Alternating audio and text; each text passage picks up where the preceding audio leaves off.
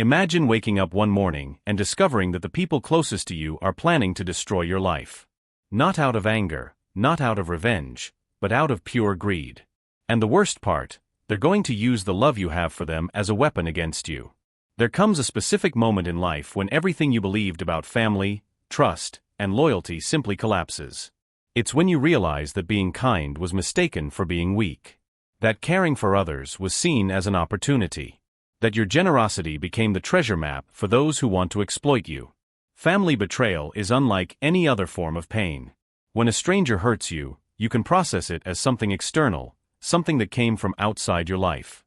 But when it comes from within your own home, from those you raised, protected, and loved unconditionally, the wound reaches layers you didn't even know existed. Because it's not just about what they did to you.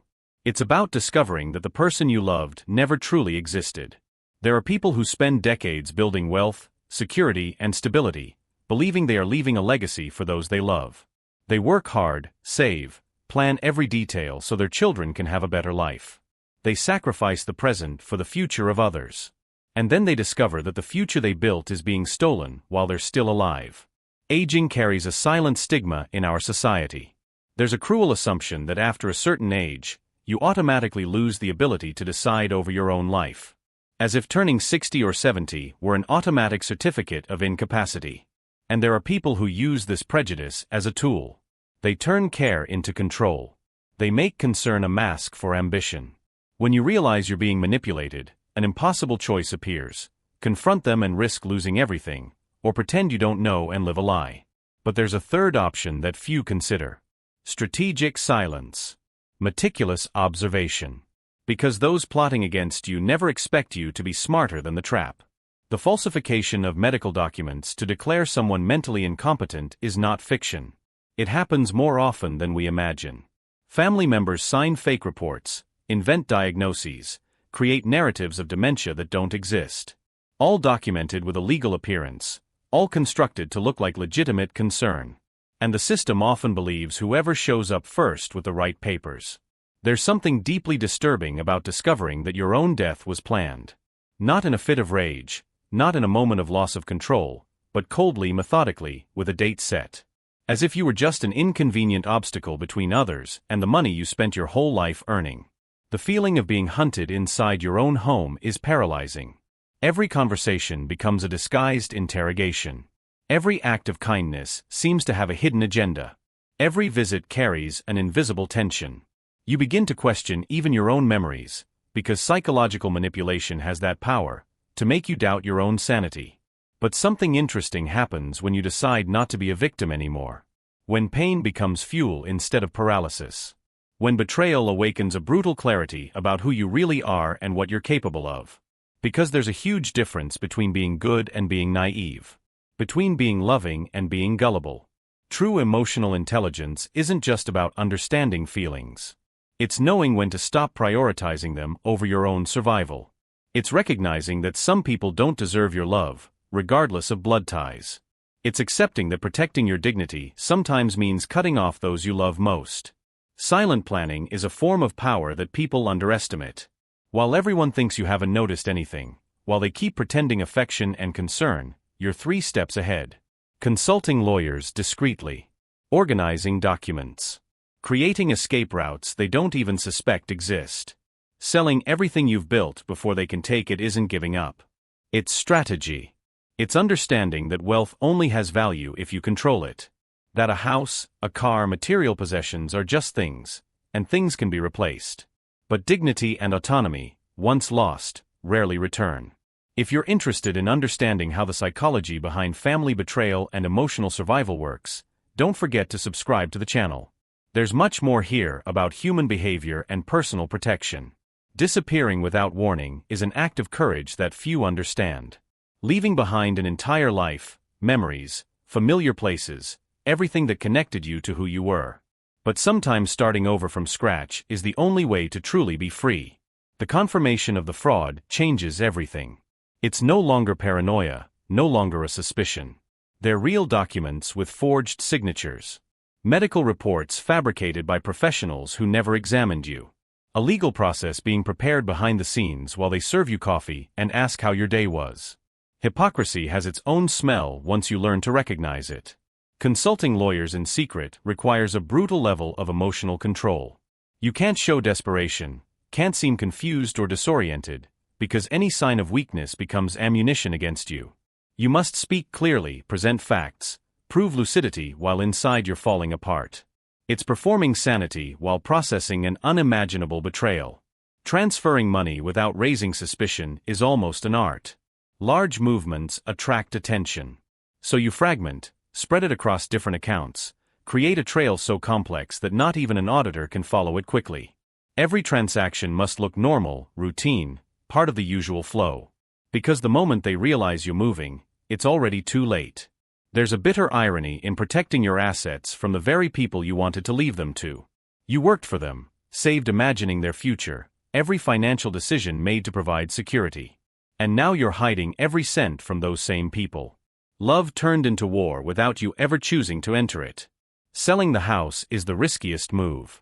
Property draws attention, requires documentation, leaves a public trail. But it's also the most valuable asset, the one that truly matters in the dispute. Sell fast, below market value if necessary, accept financial loss in exchange for speed. Because staying means losing everything, and leaving quickly means losing only the discount. The ideal buyer is the one who doesn't ask questions. Who pays in cash, closes the deal in days, not months. Who understands urgency without needing to know the reasons. Such buyers exist, usually investors who see opportunity where others see suspicious haste. And at that moment, you're not choosing the best deal. You're choosing survival. Preparing the farewell letter carries an emotional weight impossible to describe. Every word is a final sentence. Every line ends decades of history. You're documenting not just betrayal, but the end of a bond that began at birth. It's signing the death certificate of a relationship while still alive to see the consequences. Revealing that you know changes the game completely. It's no longer about them deceiving you. It's about you proving you were smarter. That you saw the trap, studied every mechanism, and dismantled everything before it worked. The letter isn't an outburst, it's evidence. Not emotion, but documented strategy. Leaving without looking back requires killing a part of yourself. The part that still hoped to be wrong, that wanted to believe in a misunderstanding, that held on to hope for reconciliation. That part must die so that you can survive. It's voluntary mourning, an emotional amputation you perform on yourself. Their reaction when they find out is predictable, panic disguised as indignation. They try to reverse the sale by claiming exactly what they plan to use against you, mental insanity. The irony is brutal. They're using the very weapon they forged, but now without the element of surprise, without you defenseless, without control of the narrative. Proving lucidity in court is a degrading spectacle. You have to demonstrate memory, logical reasoning, decision-making ability. Answer obvious questions as if they were complex. Take cognitive tests that a child would pass. All to prove something that should never have been questioned. Your own daughter put you in that position. Independent psychiatric reports destroy their narrative. Multiple professionals attesting to full mental capacity. Neurological evaluations showing normal cognition. Each document is a stab at the structure they tried to build. The truth, when well documented, is relentless. Recordings are the most powerful evidence. Real voices, recorded conversations, explicit planning captured in audio. There's no way to claim misinterpretation when their own words are preserved. When intent becomes crystal clear, leaving no room for doubt. The court doesn't deal with feelings, it deals with proof. And you came armed. The court ruling is merely a formality after so much evidence. The judge has no choice but to recognize the fraud. To nullify the insanity claims. To validate the property sale. To confirm your full legal capacity. But victory on paper brings no relief. It only brings official confirmation that you were right about the betrayal. The convictions come in cascade. Compensation for moral damages. Criminal charges for document forgery. Loss of professional credibility. A marriage collapsing under the pressure of public exposure. Each consequence matches what they tried to do, but watching from afar brings no satisfaction. Only emptiness. Moving to a place where no one knows your story is both liberating and terrifying.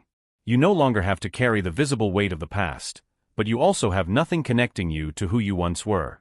It's freedom and exile in the same experience. A beginning and an ending at once. The attempt at reconciliation arrives when least expected. Not immediately after the judicial defeat, because wounded pride needs time to minimally heal. It comes months later, when the dust settles and the consequences begin to weigh in fully. When they realize they lost not only the assets they wanted to steal, but everything they had built. The messages start subtly. Indirect requests through third parties. Mutual acquaintances used as intermediaries. Attempts at contact that avoid directly mentioning the past, as if not talking about the betrayal would make it disappear. As if it were possible to rebuild trust by ignoring what destroyed it. There is a specific psychology behind this type of approach. In most cases, it is not genuine remorse. It is a strategy for emotional and financial survival. When you lose your job due to criminal exposure, when a marriage collapses under the weight of public shame, when your reputation becomes synonymous with fraud, returning to the person you betrayed seems like the only possible way out. A request for forgiveness loaded with justifications is not a real request. It is negotiation disguised as remorse. It comes accompanied by explanations about financial pressures, external influences, moments of weakness. As if context mitigates premeditation. As if circumstance justifies a murder plot. True forgiveness does not require the victim to understand the criminal. Reconnecting with someone who tried to destroy you would require impossible selective amnesia. It would be necessary to forget the forged documents, ignore the recorded conversations, erase from memory the execution plan. Pretend that family is an unbreakable bond regardless of actions. But some bonds, once broken, cannot be patched. The scars remain too exposed. Refusal is not an act of cruelty. It is an act of self-protection. Because allowing the return of someone who has already proven the capacity for deadly betrayal invites repetition. It may not happen in the same way, it may not be so obvious, but trust broken at this level is not restored. And living while constantly looking over your shoulder within your own family is not living, it is surviving in a minefield. Saying no to your own blood carries socially programmed guilt. We are taught from childhood that family forgives everything, that biological ties outweigh any conflict, that abandoning a relative is a serious moral failure. But who does this programming serve? Does it protect victims, or protect abusers who hide behind titles like father, mother, child? The final phrase that ends any possibility of reconciliation must be clear and definitive. No room for interpretation, no opening for future insistence. Something like, "You have built exactly the life your choices deserved." It is not ill will. It is recognition of cause and effect. It is returning responsibility to the one who deserves to bear it. Permanent blocking is not only on phones and social networks. It is emotional, geographical, existential. It means accepting that this person is no longer part of your life in any dimension. That references to the shared past are gone. That good memories have been permanently contaminated by betrayal. It is voluntary mourning for someone who is still alive. The peace that comes after refusal surprises with its intensity. It is not explosive joy, it is deep relief. Absence of tension that was so present you had normalized it. Realizing you no longer need to perform affection, feign interest, measure your words. You can simply exist without managing the expectations of those who hurt you. Rebuilding identity away from everyone who knew you is simultaneously arduous and liberating. You are no longer the betrayed father, the fool who was deceived, the victim of family fraud. You are just you without adjectives, without public history. You can reinvent your personal narrative without explaining previous chapters to anyone. Chosen solitude is different from imposed solitude. One is a refuge, the other a prison. When you decide to be alone after a traumatic experience with close people, you are exercising control. You are saying that you prefer your own company to toxic company. That silence is better than betrayal disguised as family conversation. Geographic isolation functions as a physical barrier against attempts at emotional intrusion. Living in a small town where no one knows your name, your story, your wounds, allows you to breathe without the weight of constant judgment. Each interaction is superficial by choice, not by fear. It is conscious protection, not desperate escape. Watching from afar the destruction that betrayal caused in the life of those who plotted it does not bring the expected satisfaction. It brings confirmation that decisions have irreversible consequences. That reputation takes decades to build and seconds to destroy. That some choices permanently mark not only the one who was hurt, but mainly the one who hurt. Acceptance that there will never be reconciliation does not happen all at once. It comes in waves. Moments when you almost give in, almost believe people change, almost convince yourself that it's worth trying again. But then you remember the details. The meticulous plan. The coldness in the recorded conversations. And clarity returns with double force. Living without regret for the decision made is the true marker of healing. It is not about not missing them, because good memories exist and they hurt. It is about knowing with absolute certainty that going back would be betrayal against yourself. That forgiving in this context would validate unforgivable behavior. That moving forward alone is victory, not defeat. The new life doesn't begin with fireworks or a feeling of glorious restart. It begins with silence. With waking up without needing to check if someone is plotting against you. With having coffee without analyzing hidden intentions in every word. With simply existing without permanent emotional armor. It's a kind of peace that only those who have lived in a battlefield disguised as home can truly value. Rebuilding a routine from scratch teaches that identity never depended on where you lived or who surrounded you. It depended on who you chose to be when no one was watching. The decisions you made alone, the values you upheld even when they were costly, the dignity you protected above any relationship. These things travel with you, regardless of geography. The absence of constant drama reveals how much energy was wasted managing toxicity. When you no longer need to decipher lies, anticipate betrayals, defend yourself from attacks disguised as care, mental space opens for what truly matters. There's room to feel without fear that emotions will be used against you. Looking back without anger is a sign that emotional processing has finally occurred. It doesn't mean forgetting, it doesn't mean forgiving, but it means the betrayal no longer controls your daily emotions. It became a scar, not an open wound. It became a lesson, not a paralyzing trauma. You integrated the experience without letting it permanently define you. The hardest lesson about human relationships is that some people see kindness as exploitable weakness. They interpret generosity as naivety. They confuse unconditional love with permission for abuse. And these people do not change when confronted. They just become more careful in hiding their intentions. That is why distance is sometimes the only real protection. Autonomy in old age shouldn't be a battle, but it is. There is a systematic prejudice that assumes incapacity based solely on age. Relatives use it as a control tool. Society reinforces it through paternalistic attitudes. The legal system often fails to protect those who still have full lucidity. Defending the right to control your own life shouldn't require extraordinary proof, but it does.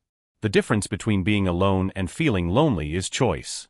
Loneliness is the painful absence of desired connection.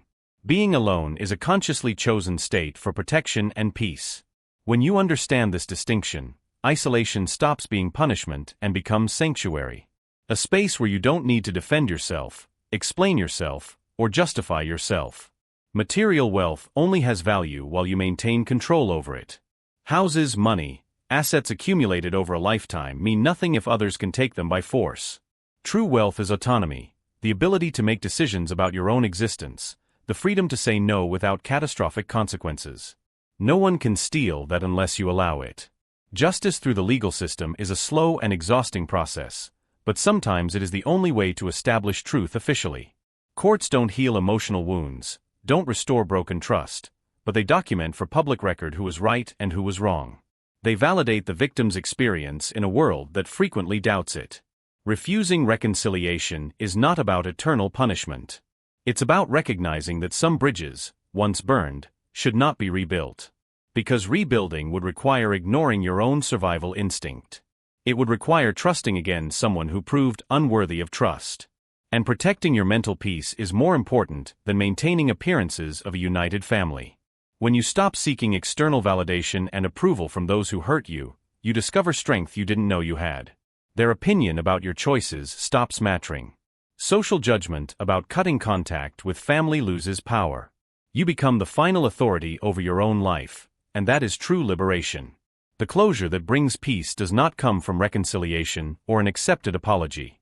It comes from you deciding that a chapter is over, regardless of how other characters feel about it. You close the book, place it on the shelf, and begin another completely different one. No obligation to include those who hurt you in the next chapter. Living well after betrayal is not about revenge or proving something to those who hurt you. It's about building a life where you wake up without fear, make decisions without consulting anyone's approval, exist without performing for an audience. It's about discovering that you are enough company for yourself.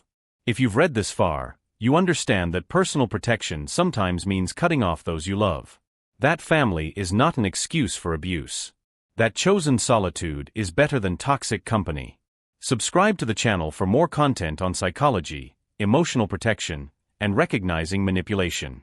The final truth about discovering who you are when you're alone is this: you don't need an audience to have value. You don't need external validation to know you made the right choices. You don't need reconciliation with those who betrayed you to have peace. You are always complete. You just needed to remove those who made you believe otherwise.